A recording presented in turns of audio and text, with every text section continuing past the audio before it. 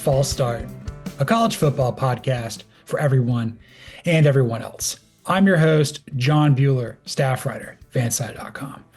I'm joined today by nobody because I'm flying solo like a cup for some playoff Goldilocks today. Yes, I'm coming to you semi-live Tuesday night after the penultimate rankings here of the college football playoff rankings. Not a whole hell of a lot of things that really ruffled some feathers. There's some things that Warde Manuel said and didn't say that I think people are going to be frustrated about.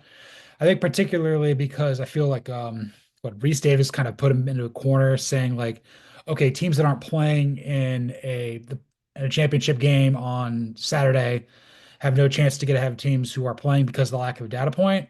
I don't know if that's true. I mean, I think depending on what happens in the South Carolina or with South Carolina regarding SMU and Clemson. I mean, they did beat Clemson. If Clemson wins the ACC, I mean, that might impact it a little bit more. But again, I understand what Warde Manuel is trying to do here. It's an impossible situation because he has to answer on the behalf of 13 other people, basically putting together this top 25 rankings semi-blind. We've been seeing how they do this for a while, but again, there's a lot of stuff to honestly unpack here. So let's get here right now to the rankings.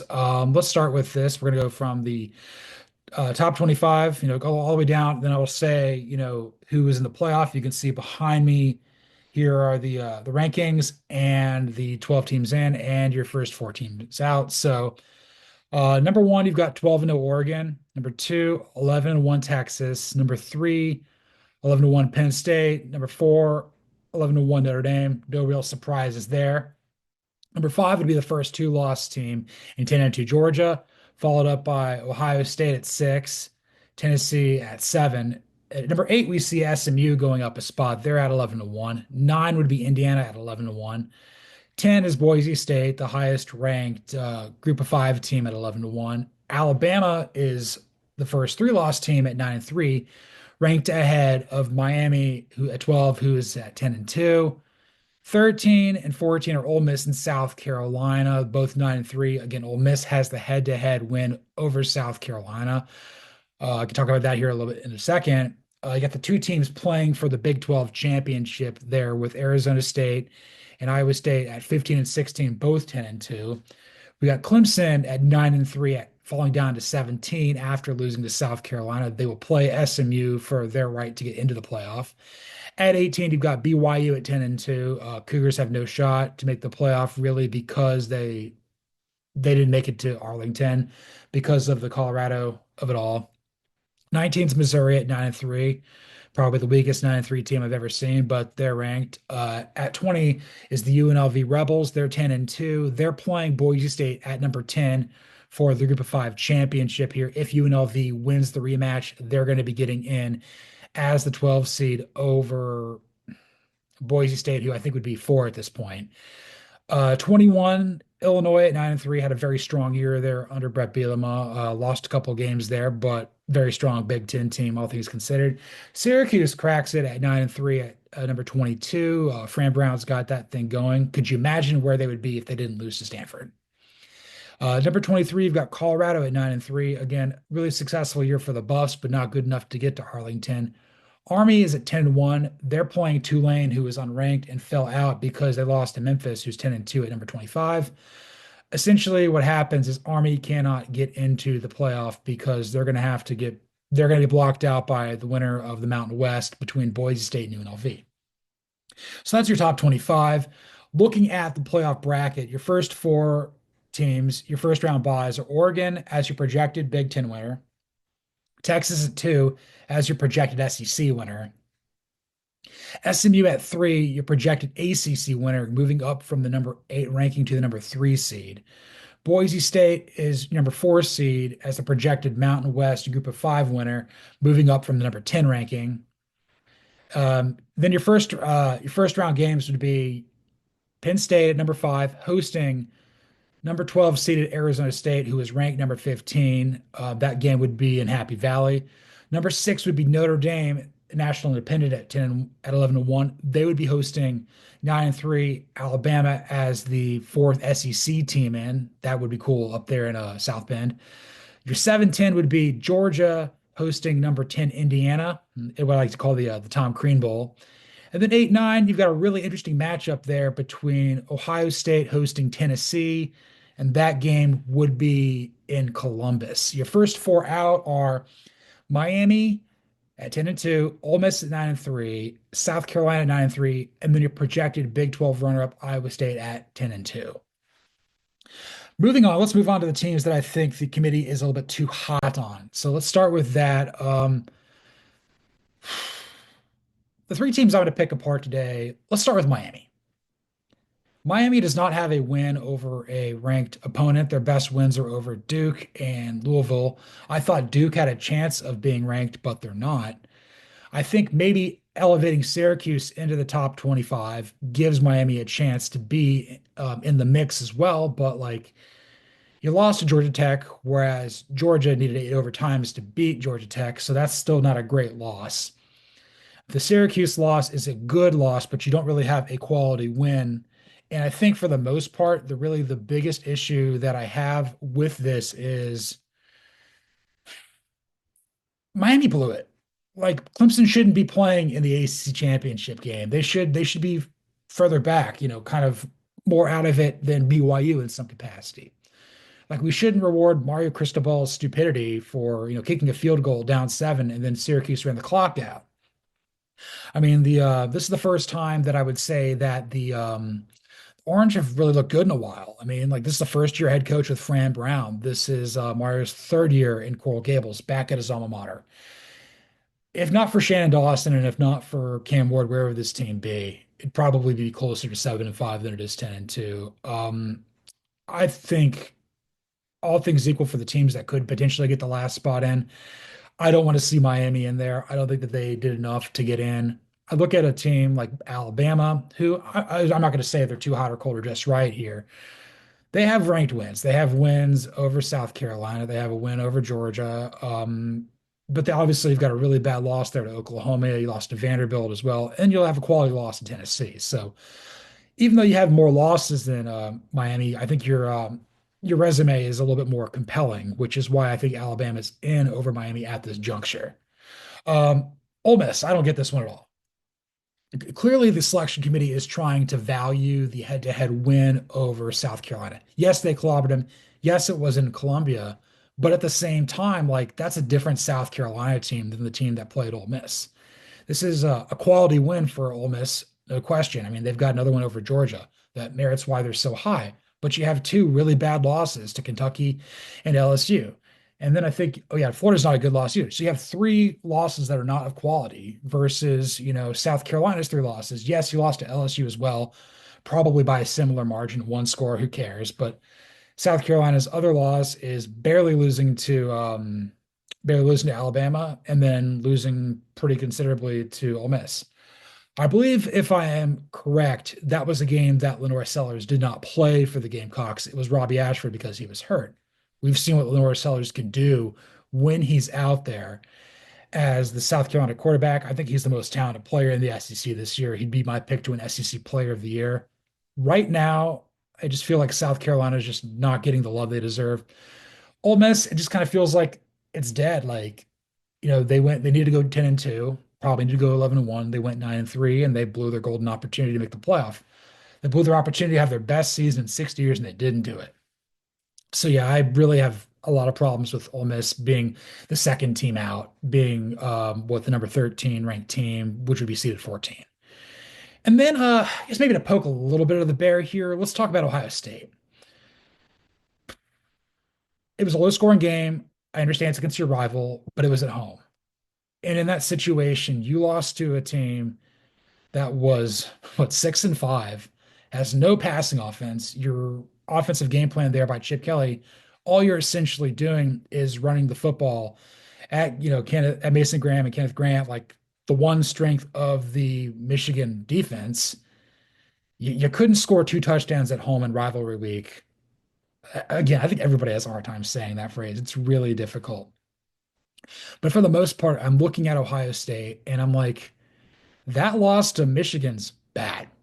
Like it's not good and it's damning. I mean, writing on fanside.com today, all anybody can talk about is just how bad of a head coach Ryan Day is. I don't think he's that bad. I think he get hired by a slew of college teams, a bunch of NFL teams would be interested as well. Like put this way, if Mark Stoops was out at Kentucky, that's I think Ryan Day would get hired by Kentucky immediately. It'll be a fantastic fit. Be careful what you wish for Ohio State, but at the same time, like I thought that the fall that they would have from number two would be much further than number six. I figured I'd have them at number eight. I kind of wanted the Buckeyes to squeal a little bit heading into, the Big Ten championship or championship weekend. Right now, they're comfortably in. There's nothing they can do. And I feel like they're getting the benefit of the doubt more than, say, even Georgia or SMU who have to play a game. Right now, I would say that like Georgia and SMU are kind of in a similar bucket where like I believe they're in, but I'm not definitively sure to the degree that like Oregon and Texas and Penn State are with the fact that they have one or fewer losses. So with what I saw out of Ohio State in the game versus Michigan, I don't think that they should be in definitively. I would have been much more happier if they were ranked eight and seeded like 10. Maybe have them switched with SMU in some capacities, although SMU is going to move up into the higher seating as well. I just feel like the vibes are not tremendously high for Ohio State. And I think that like the fact the committee is giving them an opportunity to have a first round home game in the elements in Columbus versus Tennessee, a team that, took care of business during rivalry weekend, beat the snot out of Vanderbilt after getting off to a really slow start in the first quarter. I mean, again, Tennessee's loss to Arkansas is worse. I mean, it's probably comparable to Michigan's loss. And then obviously, Tennessee lost to Georgia and by a little bit wider margin than Ohio State lost to Oregon. But, again, I guess Tennessee's got a quality win there over Alabama. They've got another one there too, if I recall correctly. I'm blanking off the top of my head. Maybe that's the deciding factor because Ohio State's got two over Penn State and Indiana. It's hard keeping everything straight, but like I would have much rather have seen Ohio State be behind Tennessee and definitively behind Georgia. I understand that the selection committee is doing everything in its power to not give us an immediate rematch in the same location in the first round, which is why I don't think Georgia and Tennessee, all things equal, are going to be the 8-9, just like I don't think it's going to be Ohio State and Indiana at the 7-10, because we've already seen that. We've seen the Hoosiers lose in the horseshoe, and we've seen the Vols lose between the hedges. So yeah, I'm a little fired up there about that regarding teams that are too hot. Let's move on to teams that are a little too cold. Yeah, talked a little bit about Tennessee, but South Carolina's screwed. Like I know what I've been watching of late. I think South Carolina is playing the best football of any team in the SEC. I don't think there's any team in the country that wants to play them. You ask Clemson what was like going up against South Carolina. You've got the next Cam Newton and Lenora Sellers playing quarterback for the Gamecocks. Beamer ball's working out quite well. They're very opportunistic on special teams. They've had a great pass rush all year. They're playing great defense. This is a team that I thought at the start of the year, like, this might be the best team that might not go bowling because their schedule is so tough. What's killing South Carolina is the head-to-head losses. You lost LSU, you lost Alabama, and you lost to Ole Miss. The Alabama loss, I mean, you lost by like a two or something of that insignificant. I think in Bryant Denny. So like, okay, you're probably gonna lose that game anyway. You put up a better fight than what you anticipated. Again, the Ole Miss loss is bad. That's probably, I mean, again, Ole Miss has two really good high quality wins over Georgia and South Carolina, but that's a different South Carolina team. South Carolina's playing better. South Carolina's a team that, like, I feel if they went into the playoff, they could beat pretty much anybody. Whereas Ole Miss, I just don't know if they could really reignite that so much. So to see South Carolina behind teams like, okay, like look at them, they're behind Ole Miss, they're behind Miami. Honestly, I would have them right behind Alabama. I think that's fair. I think that's justifiable because Alabama has the head to head. Maybe the Crimson Tide's losses are worse than the South Carolina's losses are, but like again, South Carolina deserved an opportunity to really compete for the playoff. And with essentially what Warde Manuel said, they've really got No chance. The one thing that I will say, though, that I don't think he accounted for is, let's just say Clemson won the ACC. Clemson would then probably go up to the 12. And then maybe that would elevate South Carolina's resume a little bit more. It would elevate Georgia's too. So like maybe in some way that gives the Gamecocks a little bit of an extra push to get in. I don't know. I mean, at this point, I don't know like who could conceivably lose and be out. Maybe SMU. So I'll talk about the ponies here in a little bit. Two other teams that I think are kind of being hurt by the rankings. I thought Arizona State would be ranked higher than number 15. Yes, they moved up to number 12 to be, to be seated at 12, but I think there's a little bit of a separation there between them and Iowa State. I would probably have Arizona State behind South Carolina. I would have and then Miami and Ole Miss after them with Iowa State in between. So maybe you'd have Arizona State at like 13. I think it's totally fair within the realm of possibility that the selection committee says only the Big 12 champion is going to get in between Arizona State and Iowa State. I think that's totally fair. Talking more about the Cyclones here in a second, but like you're putting a position there where like Arizona State is it's not bid stealing really, but like the seeding hurts them as well. Like they're ranked behind South Carolina, a team that we feel has no chance of getting in, whereas Arizona State has a really good chance to get in, somewhere between 45 and 55% of winning the Big 12 championship, whatever side of that you're on between the Sun Devils and Cyclones. But I kind of feel that Arizona State should have been closer to 12. They may end up being ranked 12 and seeded 12 at the end of the day, but clearly the AP values what Arizona State has done more than the selection committee. And the last team I think that they're a little too cold on here would have to be the Tennessee Volunteers. Again, I talked about this when comparing him to Ohio State. Like, look, Tennessee's fine. Tennessee's fine no matter what happens. As long as they beat Vanderbilt, they were going to make the playoff. They're not going to be punished, but like I feel again like they handled business versus they went and handled business versus Vanderbilt. I mean, your two losses are on the road at Arkansas and at Georgia. I mean, winning on the road in the SEC is difficult. You had an opportunity to beat Georgia, and the Arkansas game was close. But like, I feel the chances for the Vols to have a home playoff game. Yes, it's cold here in the southeastern United States right now, but like for them to have to go to the horseshoe when the Buckeyes did not take care of business versus Michigan doesn't sit well with me. I think that's going to be one hell of a first round matchup. And I hope that that's the one we get with the Buckeyes versus the Vols. That's going to be outstanding. But I think for the most part, like I feel Tennessee earned the opportunity to have a chance to have a home playoff game more than Ohio State did. And again, like it may be snowy, it may be, blizzardry, whatever you want to call it there up in Columbus whenever they play here in a couple of weeks. But Tennessee, for the most part, just does not have really any chance to get a home playoff game. I mean, I'm looking at it ahead like, okay, like Texas isn't going to fall behind them. Georgia might. Um, and then Penn State, I mean, maybe they do, but it's like it doesn't seem fair that like Ohio State's pretty much locked into a home playoff game when I don't feel they deserved it, whereas Tennessee is being punished for having a really great second half versus Vanderbilt. I don't understand that at all. And as far as where things are just right, I'm coming around more on the idea that SMU is properly ranked at 8 and seeded third. All I really cared about entering these rankings was SMU not being screwed because they're 11 and 1. They went 8-0 in ACC play.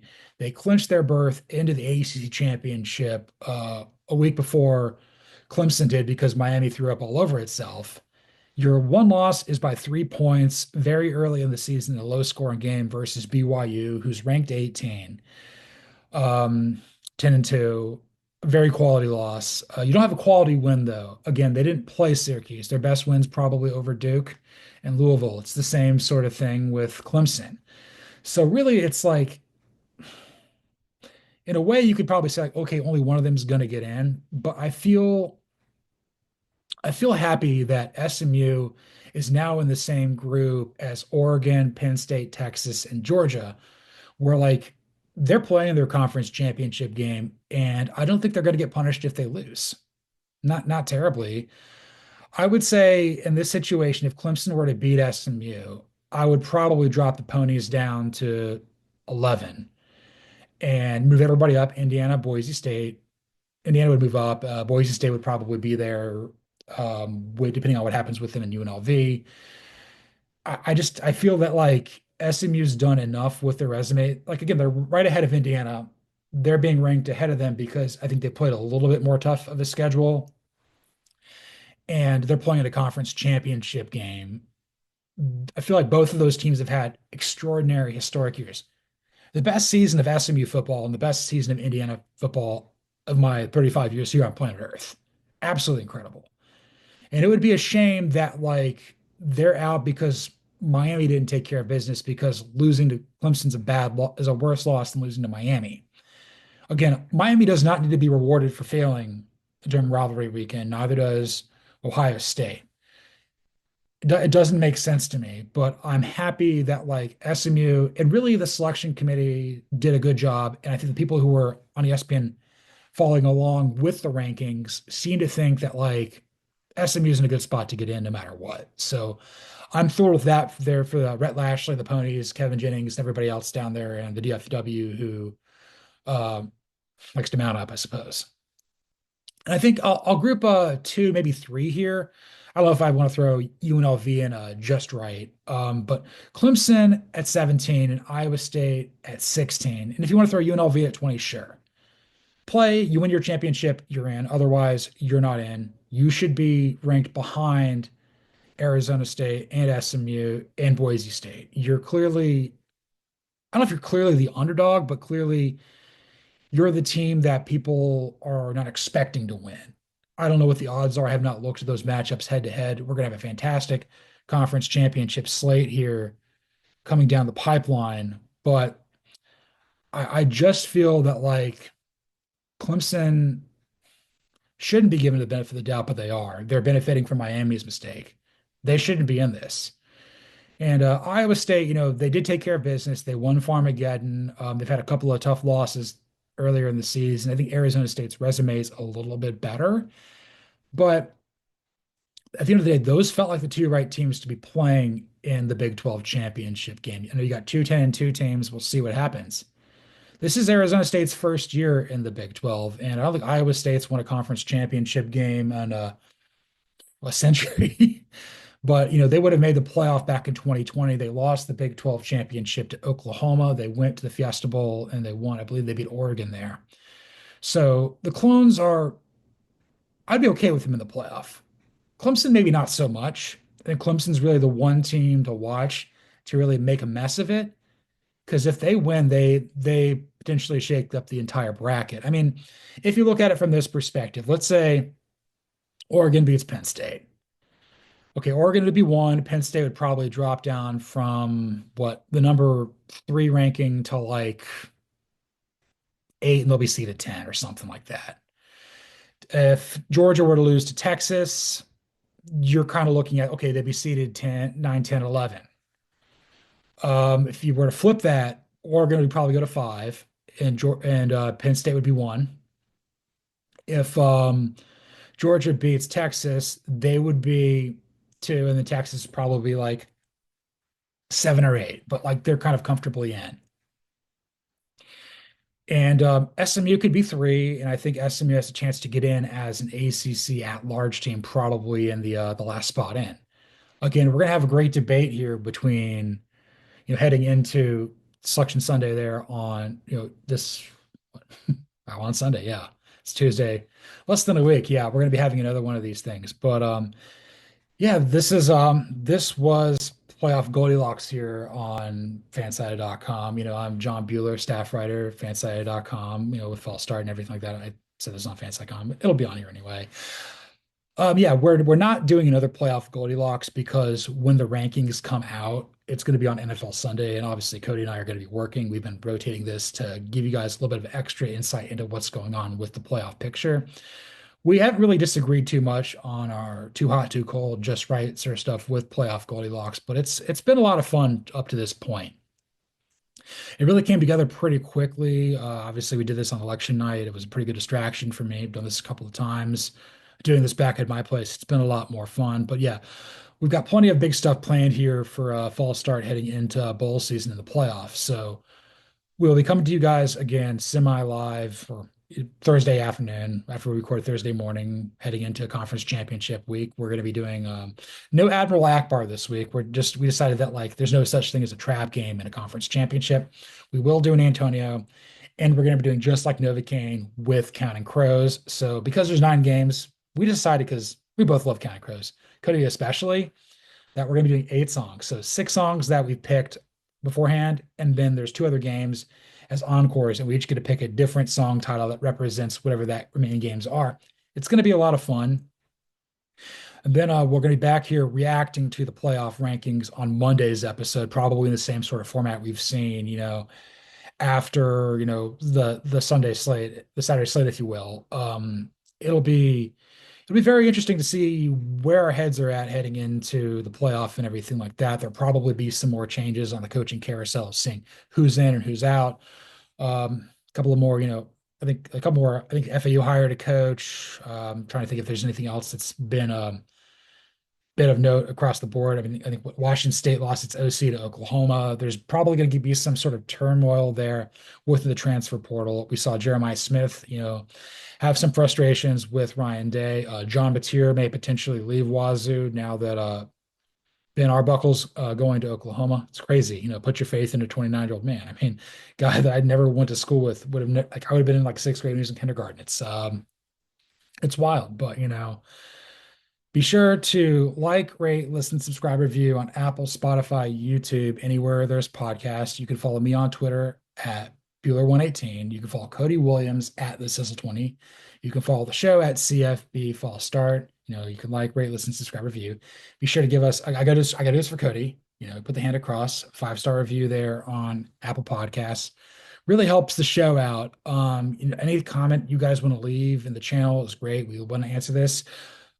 This season's been an absolute blast. It's been an absolute blur. We're, flying by the seat of our pants to bring you the best content we can. But I think where Cody and I really thrive is in the off season. When there's not much to talk about, we find a way. And at Fall Start, we always find a way. And this is Fall Start.